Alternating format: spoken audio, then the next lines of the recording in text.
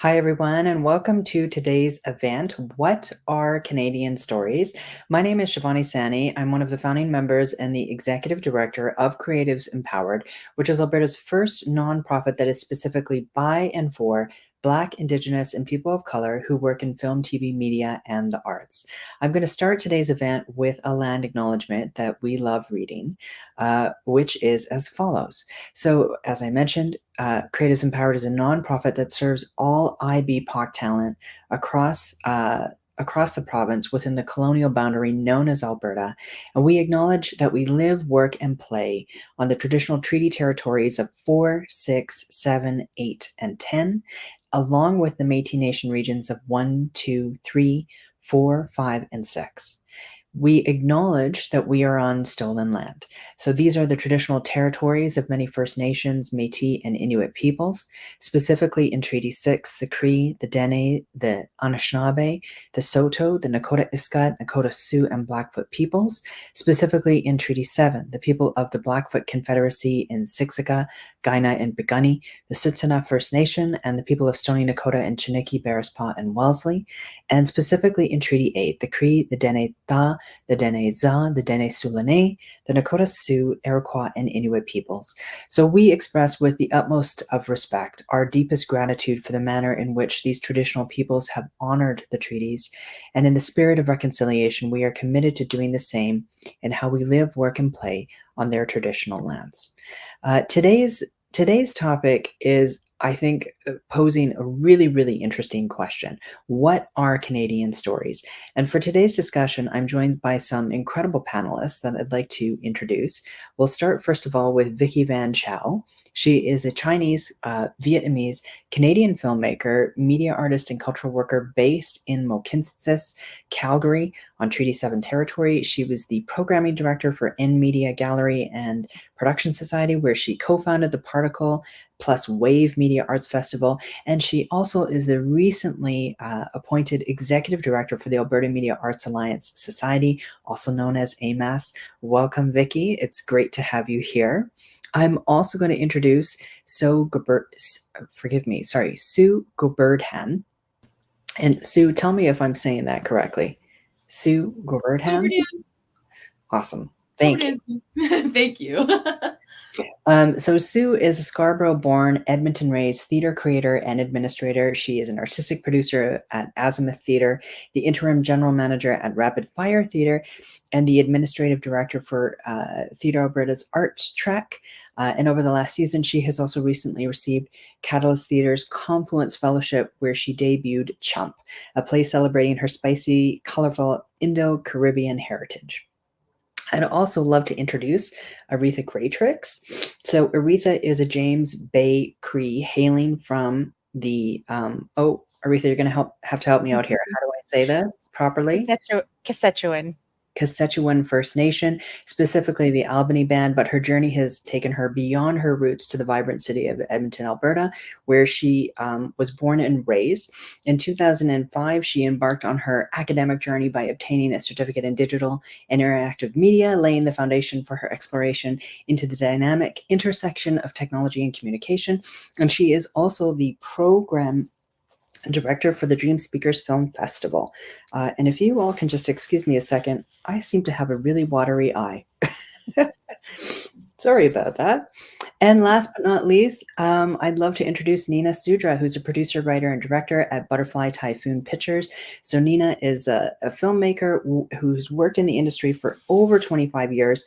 She's committed to creating dialogue about social issues revolving around the multicultural experience, and she has embraced her passion of filmmaking and storytelling as a powerful tool to build bridges between people of different ages and cultures. So it's so great to have all of you here today. I'm just crying with tears of joy at this awesome panel and these amazing people. And you'll have to forgive me. I don't know why my eye has decided to water now. But here we go. So this question that we're asking today, what are Canadian stories? I think is really, really interesting. And it's a question that's been on my mind for quite some time. And it's a question that has come up because as we As we diversify our storytelling landscape across multiple disciplines in arts and culture, it's clear that our definition of Canadian stories is starting to evolve. It's starting to change. So, what does that look like? What does it mean to be Canadian? And then, what does it mean to tell our unique stories as well as folks who come from different diasporas?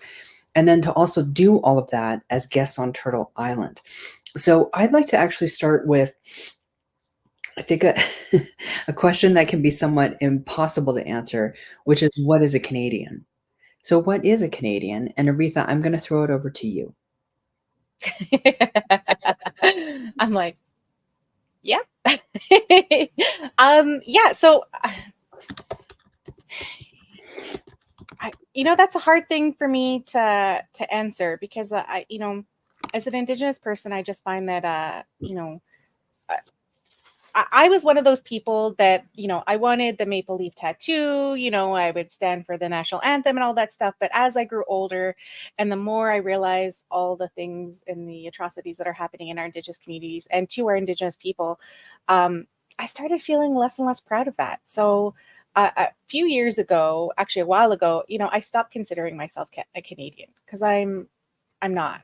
I'm Indigenous to this land. I'm an original inhabitant. My family has been here forever, and so for me, it's kind of a complex thing. And even when people ask me, I always say like I live in so-called Canada, or I live in what's known as Canada, but I never call myself Canadian in that sense. So, um, I yeah, so it's such a hard question for me, and I feel like for me, like the possibility, because I do have hope to once again call myself Canadian. I just want more to be done, um, to help and to actually move forward with reconciliation, with the Indigenous people, um, because we're not there yet. And so for me, to be a Canadian is can mean a lot of things to different people, and I do understand that, you know, a lot of people are very proud to be a Canadian, but I'm not there right now. I'd love to hear from everyone else as well. Like how do you define Canadian? What is Canadian to the rest of you? Who'd like to go first? I can pop in there. Um, yeah, I think about this question a lot, especially in terms of this panel, because that was kind of where my brain went. This question of what are Canadian stories sent me on a spiral of a whole bunch of other questions. What's a Canadian? Who decides what's Canadian? What, imagery do we see represented as Canadian, and who decides what we see? So there's a lot of very perspective and very specific dominant perspectives that have to be considered in that question. But if we're talking about like what is a Canadian? Well, a Canadian is a multi hyphenate. A Canadian is a settler, or a or not, or a Canadian is Indigenous. A Canadian is a settler. A Canadian is displaced or misplaced. I feel like it's through the lens of what we're talking about today. I think it's a much a much larger question, but I think my best answer is that a Canadian is a multi hyphenate. I brought you to tears, Shivani. I love it. I've been in tears since we started. Tears of joy. Um, Vicki, what are your thoughts? What is a Canadian to you? Yeah, I mean, for me, it's part of my identity that I just can't escape. When I was younger, I would always just say I was Chinese or I was Chinese Vietnamese, and it didn't quite fit with my identity because I didn't quite relate to the Chinese people, from China or the Vietnamese people from Vietnam.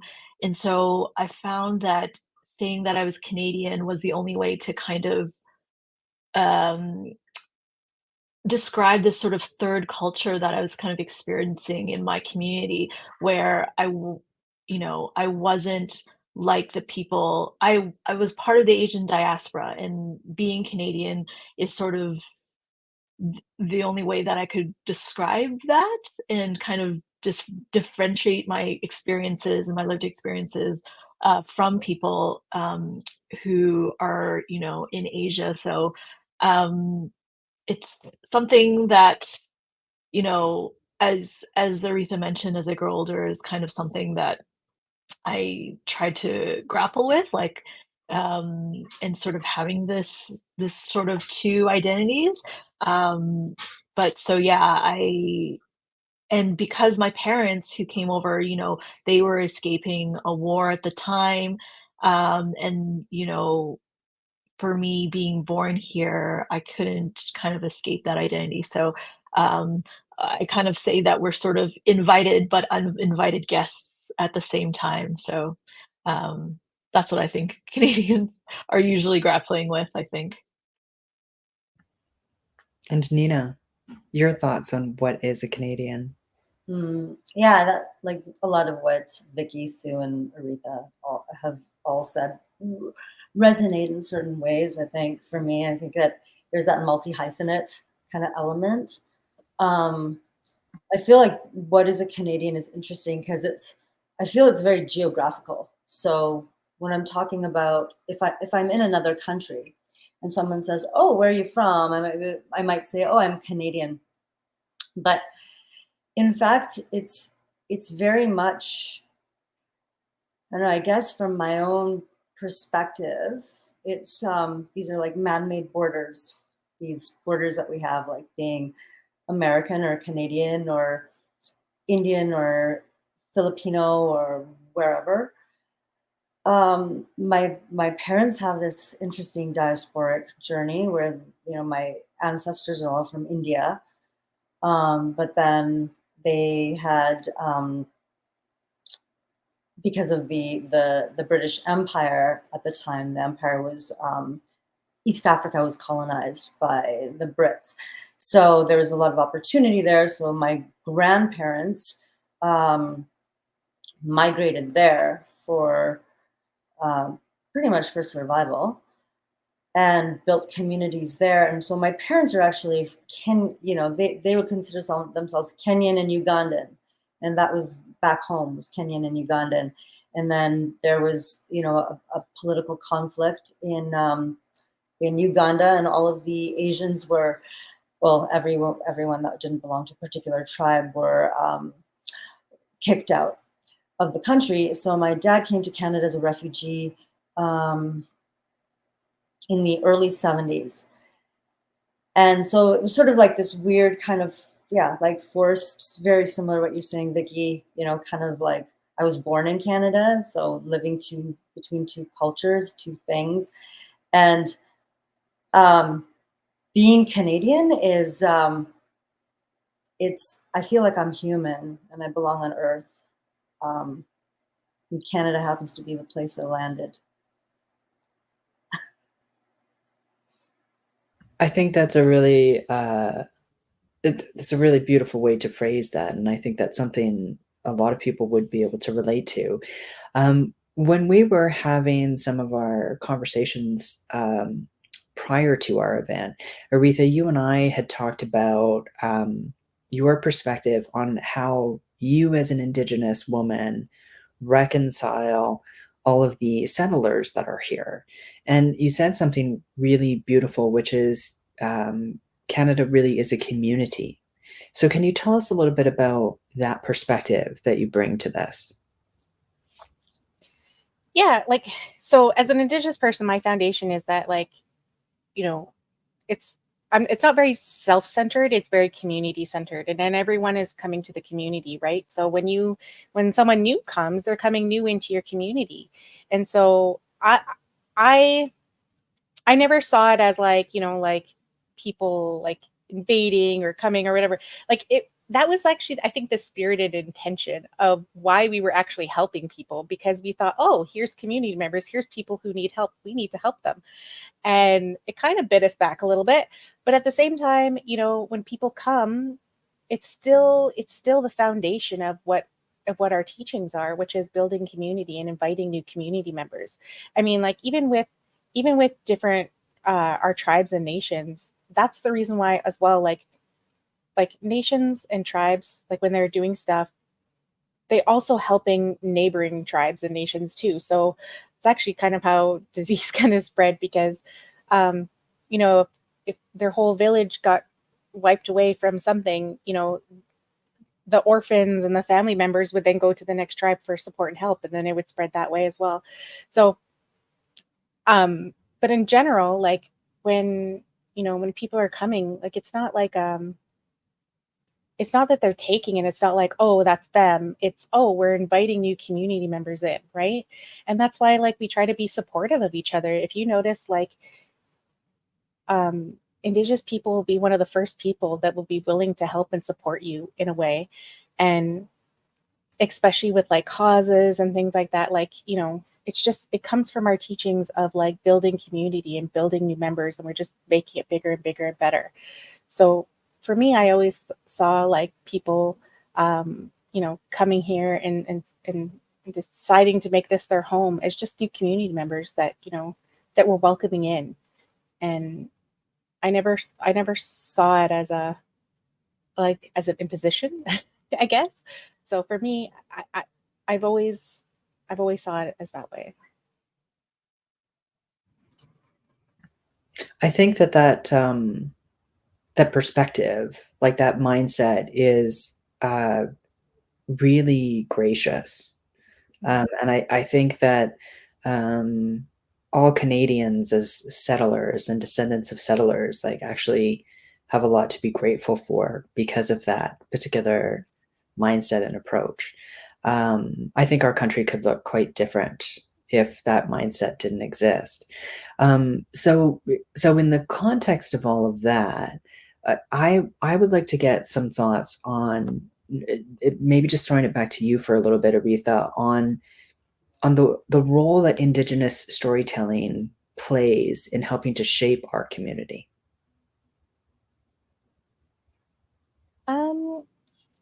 You know, the thing about storytelling, and we actually have people who are like knowledge holders, and the way they pass down knowledge is through story, because they learn a story, and then in that story you have a teaching or something that's teaching you.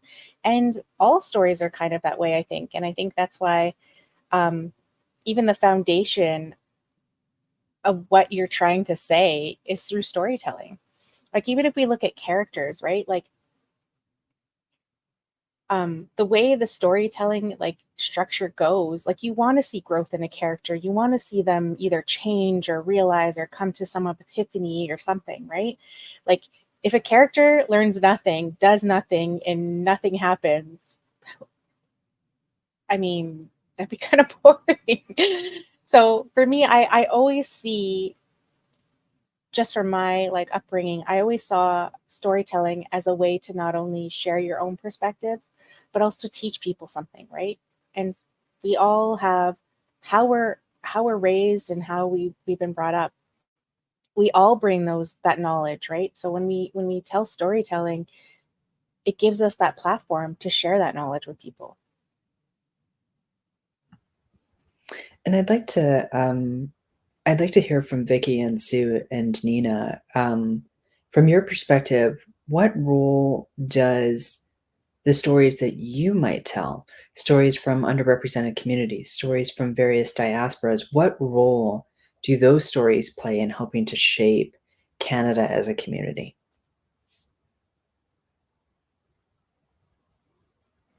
I could totally would love to speak to that a bit. I think that what's really cool about underrepresented, or, you know, different diversities sharing their stories in the Canadian environment that we have right now, is that it helps those that feel underrepresented connect to, like, wow, someone's telling a story that's really unique to me, that I don't see all the time. I don't see everywhere.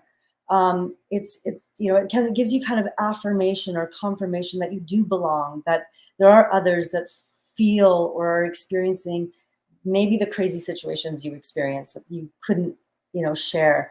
But it also helps, I think, the wider population that may get exposed to those stories to have a bit more maybe compassion or empathy or just understanding, a way of a cool way of teaching what's really going on, in your neighbor's house next door to you. Yeah, jumping off of that, I think that our stories create a bridge for everyone to come take a seat at our table for a little while. I guess I see this question in kind of two categories. The first one is kind of the impact that my story has on me as an individual, having shared it with a person, having shared it with a community. I feel like humans on a base level, all we ever really want is to be understood. And I think that when we get to share our stories, we get that much closer to being understood and to creating a level of understanding that creates a shared vocabulary across the board with kind of your audience and your team as a whole. And that vocabulary can spread, and that can kind of create a real solid sense of understanding throughout a community. And then I think about it in terms of, we have a dominant culture, and then we have all of these folks who have been living on the margins. And so I think about, well, if folks from the dominant culture see my work, does that then impact the way that they may shift, how they approach their own lives? Does that shift the way that they approach building a community? Does it shift the way they approach the way they look at themselves and the way that they speak about themselves or or the people around them? I feel like sharing my own stories helps shape my community, in that I think it forces us to ask some even more crucial questions about kind of how we coexist in our community and how we can move towards Adrienne Marie Brown says this, but the idea of our collective liberation, tiny steps towards moving towards our entire betterment as a community.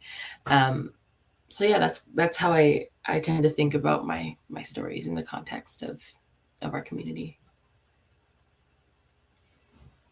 Yeah, just building on what Nina and Sue had said, just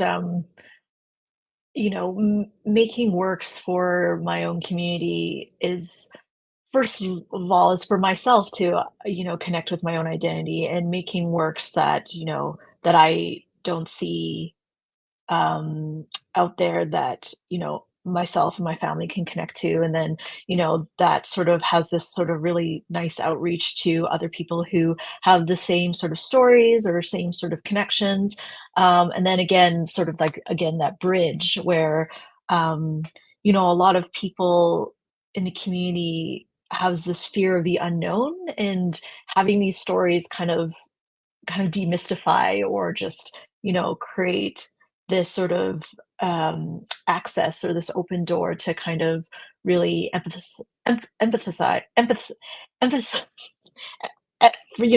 for people that are outside of your communities, or that you don't understand. And so it builds a stronger unified community that way, to be able to connect to each other. Thank you, everyone, for all your thoughts on that. I want to jump over to what our storytelling landscape is like today. And in particular, how it's changed for you and for underrepresented communities. So I'd love to hear your thoughts on what it's like today and what it was like in the past. How has it changed for you? Maybe Aretha, we'll start with you. Yeah, I've been a story watcher for a very long time. I love TV shows and I love character driven things. So for me, it was very reflective in what society felt that society should be.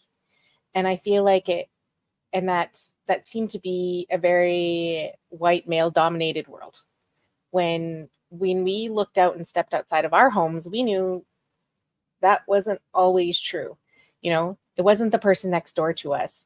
We see these stories about like these these people struggling, and they live in very, very expensive places to live, and they're like waitresses, and they have these big places, and you're like, that would never happen.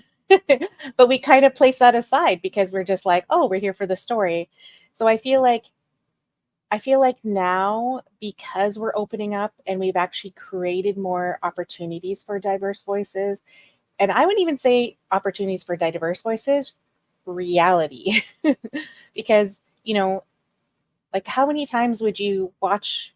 One of the things I love to do, actually, I like to go back and watch old TV shows and old movies and try to see if I can find like people of color, like where's the LGBTQIA plus community, like where are they? And I feel like because more effort has been put into creating those spaces and those opportunities for people, it's happening more and more and more.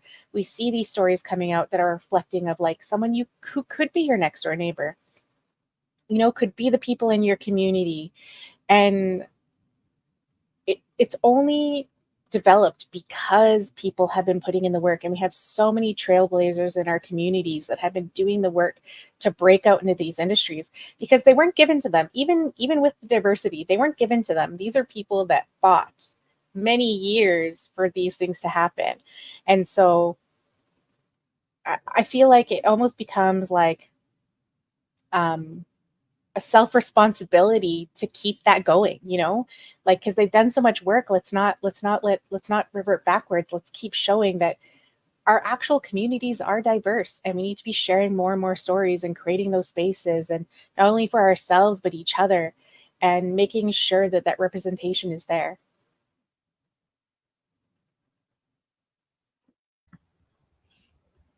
Who wants to go next? How has the storytelling landscape changed? Vicki?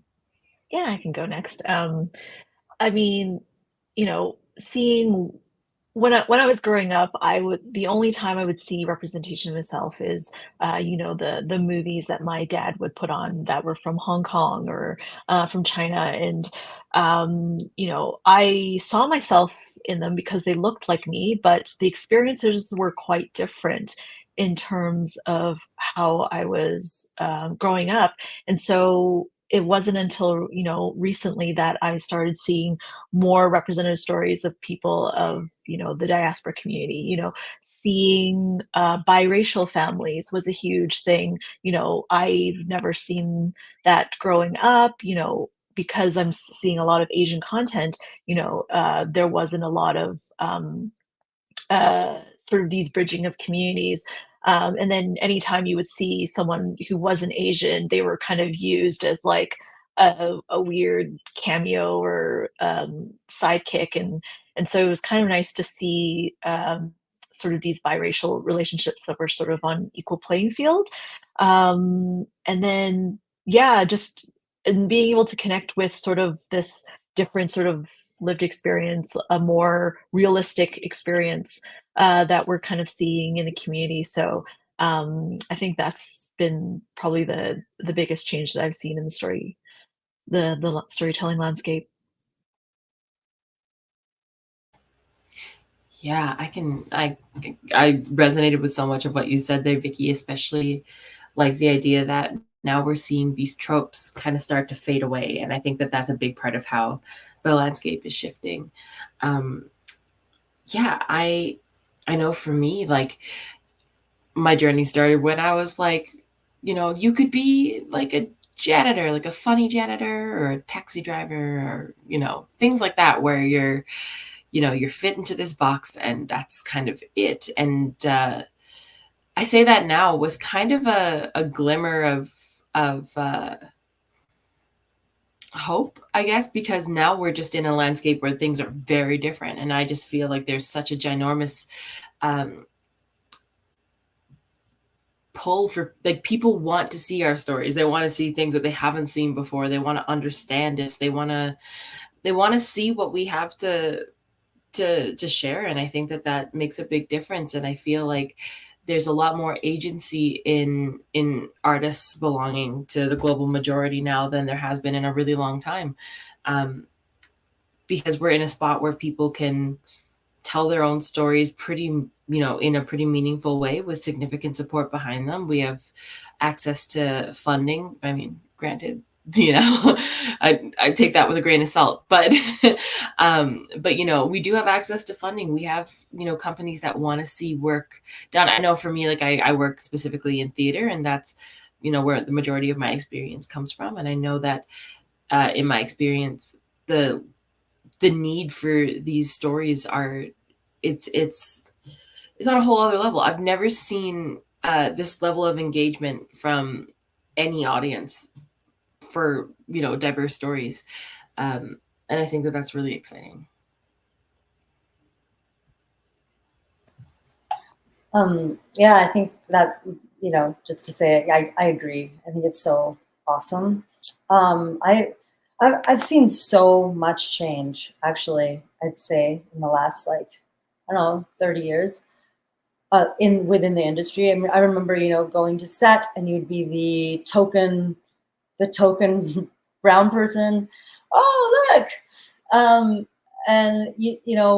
I know early in when I was a teenager I would watch a lot of TV, and there was no one that looked like me. I mean, maybe there was, like, yeah, a token Asian person, and they were, like, literally, it was token, but not on the same playing field. And I remember thinking, how cool would it be if I could actually, like, make something with people that looked like me and my other friends of different backgrounds that are not necessarily white, who are just being normal people doing normal things.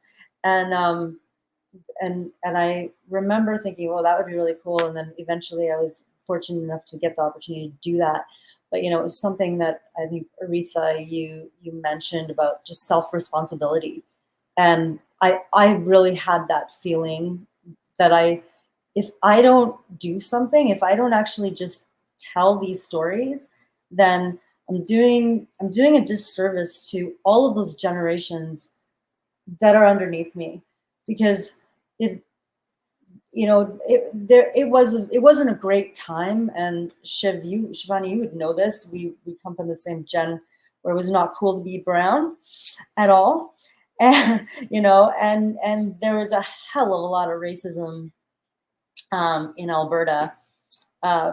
Yoga, not so cool, actually. And like thank you, Gwen Stefani and Madonna, for rocking a bindi. So now it's, like, cool. But it was really tricky. And so to be able to get those opportunities too were really amazing. And they were just starting to happen in the 90s, like the late 90s, these little opportunities for diverse filmmakers, like, from filmmaking background, to do that. And I'm totally, like, now the last 5 years, it's, like, incredible. And I totally agree, like, in the theater world, it's unbelievable, the diversity of, like, plays you can go see, and the from, like, the directors that are working on them, to the writers, to the actors. It's incredible. And yeah, I think it's just, and just also, I mean, I do have to say that it is absolutely so amazing to see all of the support that's going into Indigenous storytelling, because that's, like, that is what we need. We need that, like, as a community, we need that wisdom right now. We need the knowledge keepers' wisdom. I love this theme, the word that you put out, Aretha, of self-responsibility. Just touching on what Anina just talked about, like, as someone who has also worked in the industry for over 30 years, there has been a tremendous amount of change. It's really inspiring to see the effort that's being made to diversify our storytelling landscape.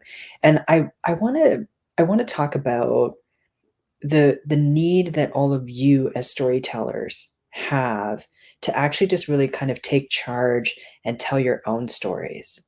Empowering yourself to actually go and create your own content, regardless of the discipline. Tell me a little bit about why that's important and how that helps the representation you want to see.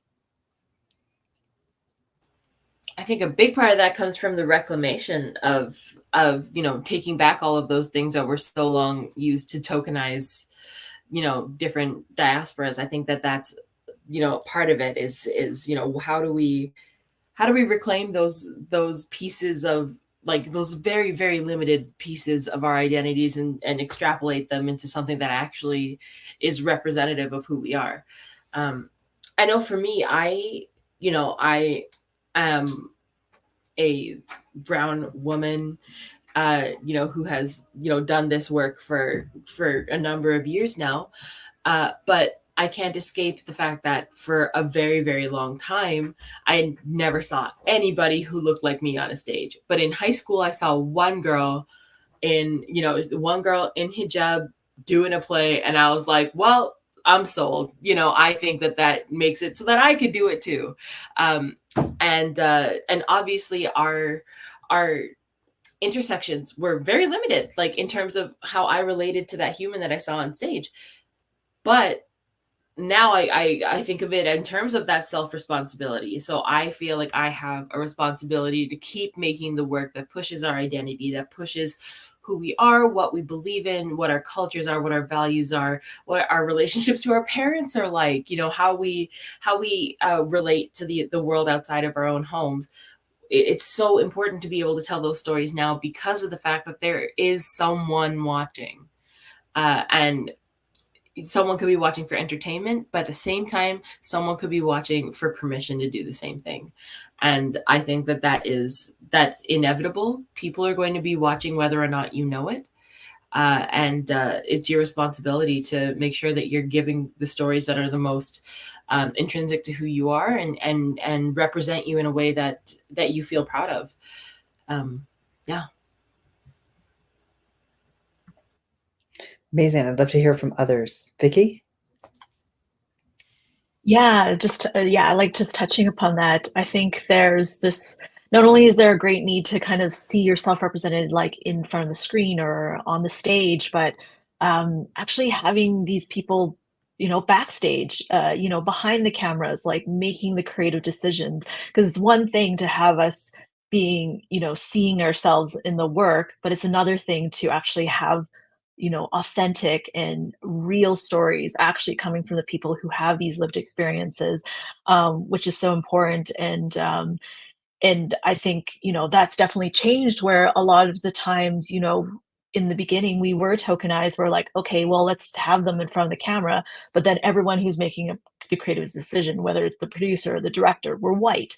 And so the stories that came across weren't,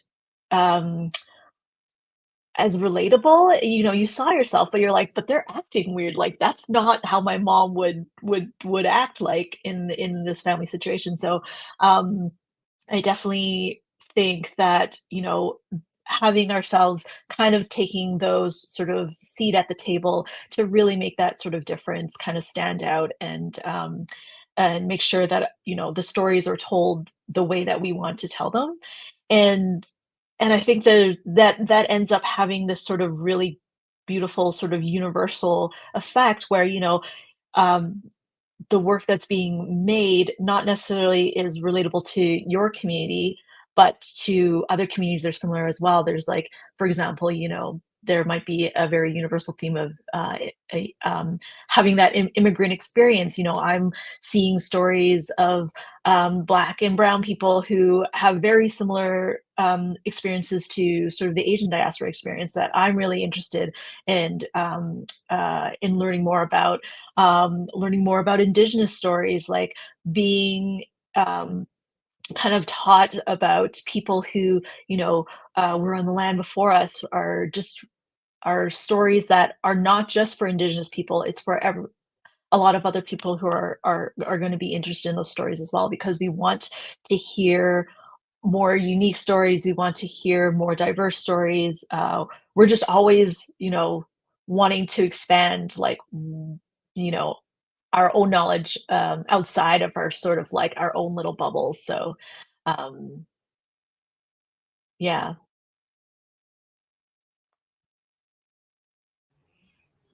And I'd love to hear from Aretha and Nina on this too. So again, just bringing it back to the question, which is like in terms of self-responsibility, like why is it so important to really be telling your own stories, to be empowering yourself to do that and create that representation you want to see? Yeah, and Sue, I think yeah, giving people permission to tell the stories, I think is a really big important one. And um, I heard someone talk one time, and I can't remember who said it, and I'm horrible with people's names. So, but it was be the adult that you needed in your life. But I feel like that translates to also any field. Be the teacher you needed in your life. Be that person that you needed in your life, because there are people watching you, and they need that permission. They need to see themselves, and they need to see you, your authentic self as well. Like I know at one point I did write a script at one point, and I remember I talked to a producer, and I ended up backing away from it because it was one of those things of telling me like, oh, like I'll be able to get it further than with you attached to it, and maybe I'll bring you on as a consultant. And I ended up stepping away from that. And it was only from advice from other, people of color who were like, no, like the main character is an indigenous female. Like you know who this person is. You know who you want to create. You should be the one telling the story. Don't let someone else tell the story. They were a non-indigenous person, and they I already felt like they weren't going to handle it with care or do the things that I knew that it needed to be done. And to me, it kind of felt like I was selling my baby. Like it just was like, I was like, no, I ended up walking away. And to me, that was me being very true to myself and knowing that in my stomach, I just felt everything about it was wrong. And would it have gotten made into a TV show or whatever? Maybe it would have been sold to an, maybe, but I don't think I would have been part of it. And I think they would have moved on without me. And I think it would have failed because it wouldn't have had that authentic voice. So for me, it's, yeah, you need to, like, that self responsibility is being that person that you needed in this industry or in this field, and being that for someone else.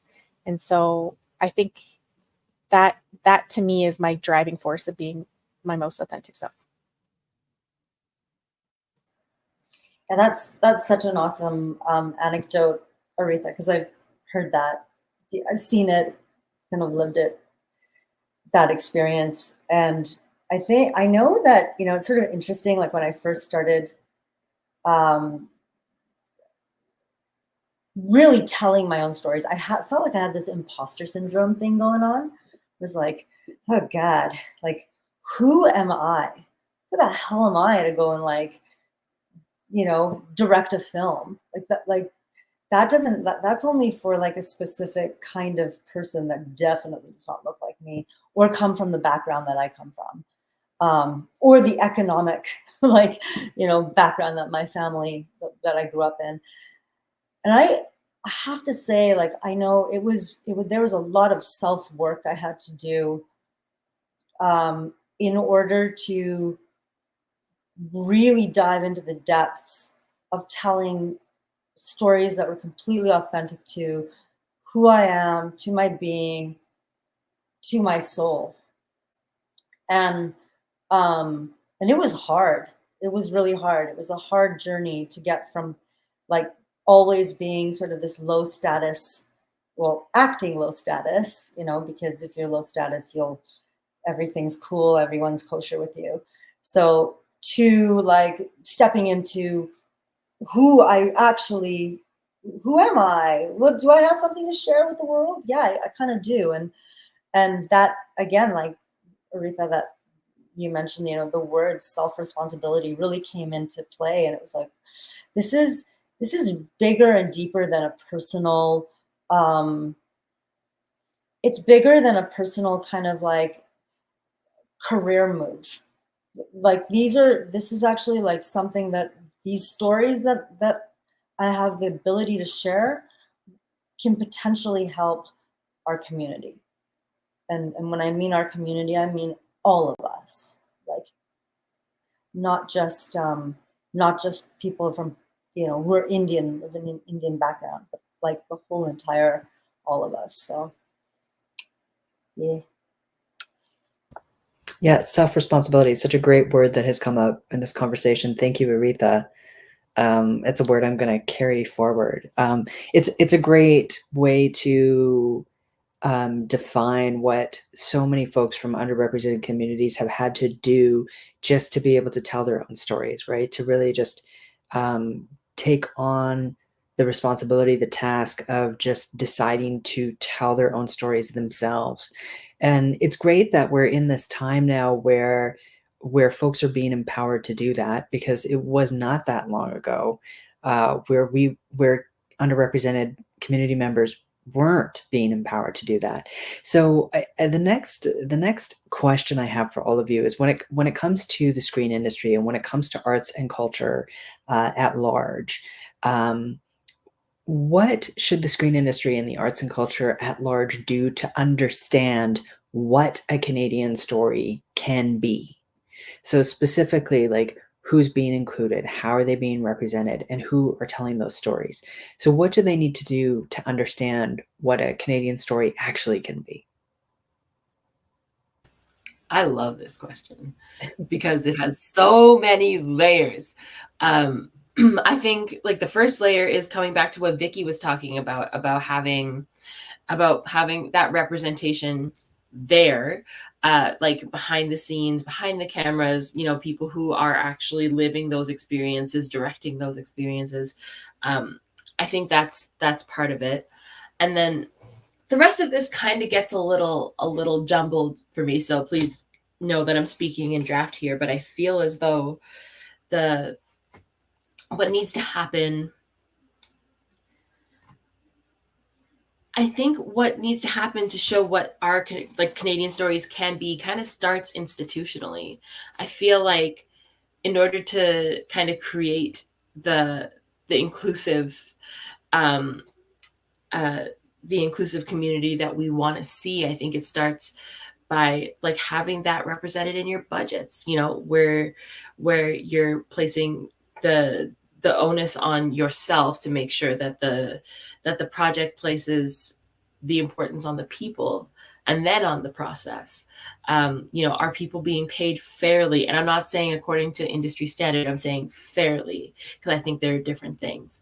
Are people, do we have childcare? You know, what's available to take care of the people making the work? The work thrives when people thrive. So I think that informs the kind of stories that we are capable of telling, is kind of what's happening institutionally, what's happening on an individual to individual basis. And I think that's as much of a thought that I have formulated presently.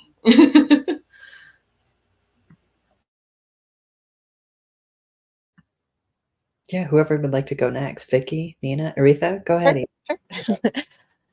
Yeah, no, I totally agree. I think and I think it becomes also like when it does help when industry and programs like actually have it in their system. Because I know for myself, like, so not only I'm also a filmmaker, I'm a program director, but what are the policies you have in place where you work? You know, like, what are the policies? I know for us, we are an Indigenous film festival, and we define Indigenous as the same that United Nations does. So we have people, as soon as they see international in our title, they just throw a film at us. But then I'm like, okay, but where's the Indigenous people? And our specific requirement is an Indigenous person needs to be in a key creative role. Now, if there's no Indigenous people who are in a key creative role and you making it with an Indigenous community, you need to demonstrate to us that you actually worked with the community. You weren't just taking stories from a community and telling it, that the community actually had input. And things like that, like, and that is our policy. So, we've had films where they're like, oh, our lead actor is Indigenous. So then they submit it to our film festival. And we're like, cool. That's not a key creative role. They might have had some input, but that's not enough for us to put it in our film festival. We want to create a space for Indigenous filmmakers. And so, we have those requirements, and we share them. We share them multiple times. So if you still pay for your film in, and then you realize, oh, we don't qualify for our film festival, no, we're not giving you a refund back. Because we've told you many times what our requirements are, and we put those in place. And I feel like under industries need to do the same. I'm also on the TELUS advisory committee for their programs, so TELUS Story Hive and TELUS Originals. And I think they've been doing a pretty good job at doing that. They have requirements that you need to have like a woman in like a key creative role. They want to know if you have LGBTQI plus. They want to know if you have some like a person of color, and they want you to define that, because they want to make sure that even your key creative role people are holding those places. And it's kind of challenging the filmmakers, saying, hey, you want these grants, you want these things, put these in your film. Make sure that they're part of your communities. Make sure they're part of your crew. And as the advisory committee, I'm Indigenous, and I have these meetings with people, and I could tell you we're a pretty diverse group of people. Not only people of color, we have people who are part of the LGBTQI plus community. We have people who have,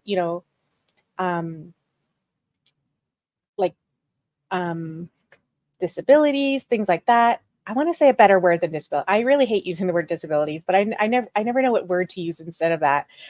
But yeah, we just have diverse voices at the table, even for the advisory committee. And we go through applications, and we make sure that the films that are being chosen represent our community, because it starts at the top. It starts on those juries. It starts at those organizations. And so I think that's so important, and we need to hold them accountable, because if they're not doing that, we need to also be holding those institutions accountable as well. And who else wants to speak into this? Yeah, I can kind of speak a little bit, just kind of going back to, having that diversity sort of on screen, on stage, behind the screen, behind the cameras, behind the stage, but also not only having that sort of diversity representation, but also the diversity of stories that are within that community. So I think, earlier on, when there's this huge push for with funding for BIPOC creators, a lot of the times they were kind of only interested in stories about our trauma, which I can understand are really important. And there are certain storytellers and certain filmmakers that excel in sort of these stories that really make a huge impact. But then there's filmmakers like myself and others who just want to tell stories that celebrate our culture, or just celebrate just our day-to-day experiences. And I think they're just the industry just needs to make room for that. Not all Indigenous filmmakers want to you make documentaries or stories about the residential schools or the the 60s scoop. They want to tell in like an Indigenous zombie film that's happening on their res or something like that. So I think the industry has to start evolving and knowing that our stories just go beyond our generational trauma, that there's so much more to us than just that, and that still make an impact. Us being all of us being women of color in this industry is already a political statement. I don't think we need to put the burden on artists who are already like getting to this place to like create that additional burden of having to make work that has to be an agent for change. So yeah. And Nina, did you have anything that you wanted to add to this about how the screen industry, how arts and culture needs to understand what a Canadian story can be? I think that everyone really nailed it. Like I agree with everything that was said, and yeah, totally. Like, that was kind of a mic drop, Vicki. Okay, great. I love it. I think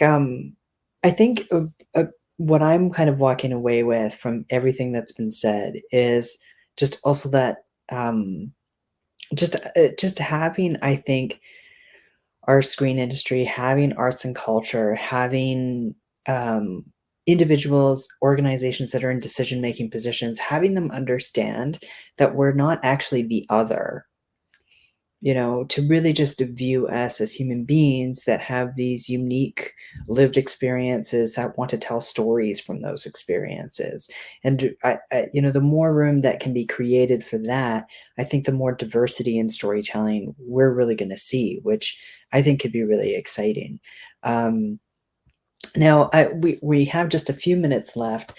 I want to just kind of wrap up with everyone's final thoughts, and also, like, as storytellers yourselves, I would love to get to find out from you, what are the stories that you would like to tell? Like, what kinds of stories do you want to be telling the world, that you want to be sharing?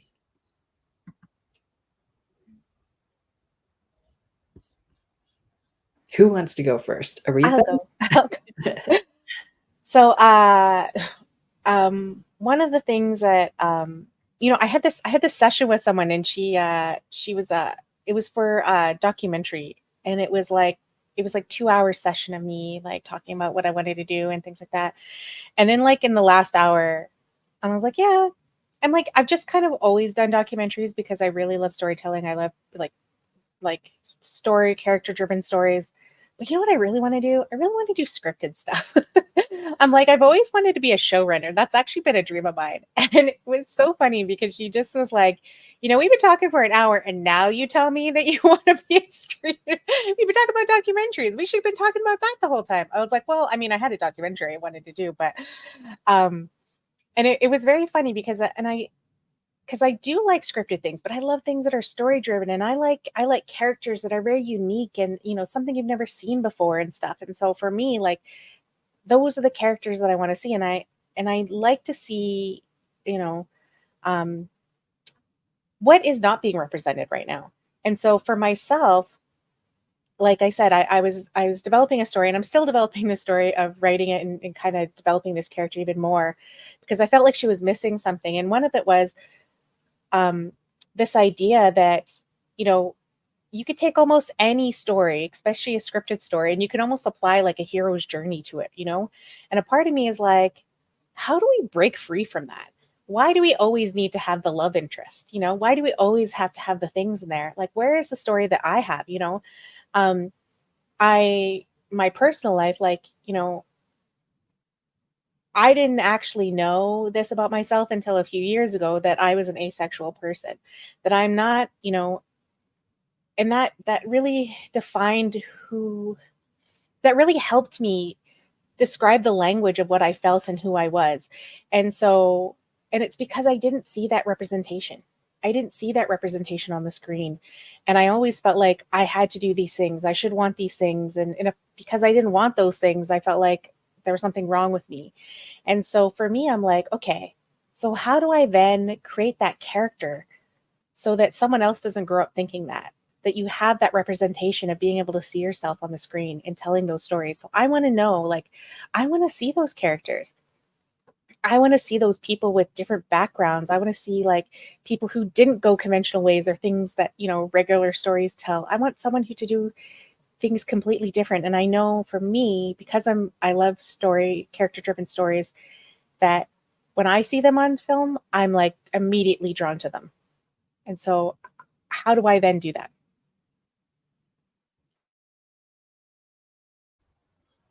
I'd love to get everyone's final thoughts, things you want to share, or stories that you really want to tell.